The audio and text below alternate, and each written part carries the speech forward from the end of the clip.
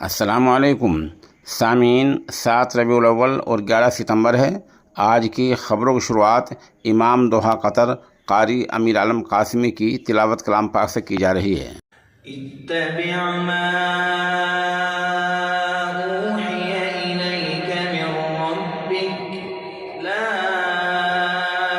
इलाहा इल्ला हु ला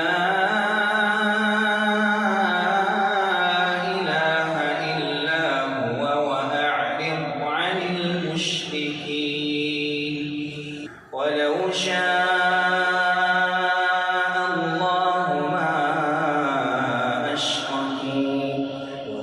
جعلناك عليهم حفيظا وما